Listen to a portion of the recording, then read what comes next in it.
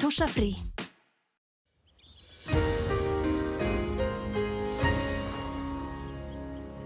Já, komið sæl. Það nokkuð kröpplað hérna á Grænlandshafi sem ætlar að fara yfir landinu næsta sólarhring, þannig að það kemur til með að rigna á allir landinu á morgun og síðan fer nú norðaustur af landinu og á föstudaginn þá verður komin norðanátt hjá okkur og sérstaklega landið norðanvert, en síðan nú eitthvað lagðadrag fyrir sunnanland sem að kemur nú til með að valda einhverju vætu einnig. En ef við lítum á hitasviðið að þá hlýtt loft sem að fylgir þessari lægð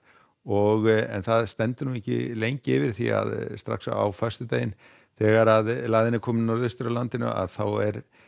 köld norðanáttin sem að streymir hérna yfir landið og við getum því átt vöna á svona frekar sölum dögum og það svona hitatölurnar svona eitthvað aðeins á niðurleið hægt og rólega næstu dagana. En í fyrramálið verður komin nokkuð stíf suðaustan átt hérna, sérstaklega landið vestanvert og það verður farið að rigna bæði sunnan og vestanlands. Á norðausturlandi aftur á móti gert ráð fyrir að það verði þurrt svona fyrripart dags en þegar að líður á daginn að þá fer einnig að rigna þar og klukkan 6 annað kvöld gert ráð fyrir að skýlin verði komin norður fyrir land og það verður þá úrkomusamt í raun og veru all land seinnipartinn og nokkuð stíf austanátt komin við norðurströndina og á Vestfjörðum gert ráð fyrir að það verði komin hvöss norðaustanátt og gæti jafnvel slegið í storm annað kvöld. En morgundagurinn verður sem sagt í blautra laginu og hitatölurnar svona á bilinu 6 til 11-12 stig. Nú síðan á föstudeginum að þá bætir í þessa norðaustanátt hérna norðvestan til á landinu og það verður áframhaldandi hvassviðri eða stormur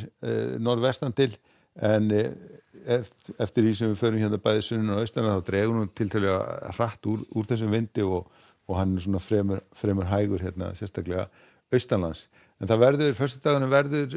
líka blautur allt land og hitatölurnar svona heldur á niðurleið hjá okkur. Nú síðan á laugardeginum þá verður nú svona það verður nú byrja að draga úr þessari norðanátt og en svona hún verður svona dreifist meira allt norðanvert landið og það verður strekkingur alveg norðanlands og það verður líka einnig töluverð væta en landið sunnanvert nú gert ráð fyrir að það verði svona mestu þurrt og gæti jafnvel sést eitthvað til sólar. Og síðan á sunnudeginum að þá ætti nú að vera að fara að draga enn frekar úr norðanáttinni. Hún verður nú samt ennþá til staðar og það verður áfram þungbúið landið norðanvert og gæti orðið einhver væta þar. En sunnan til nú spurningu hvað gerist með það spárnar nú þannig að það gæti alveg orðið þurrt hérna sunnan til en síðan lagðadrag hérna fyrir sunnanland og það úrkomu bakkar sem að geta mjög auðveldlega dottið inn á Suðurlandið og valdið einhverju úrkomu. En áfram heldur hitinn að síga niður á bóginn og hitatölurnar nú komnar allstaðar undir 2 stafa töluna og svona farið að verða ansi nálægt frostmarkinu hérna einkum landið norðanvert.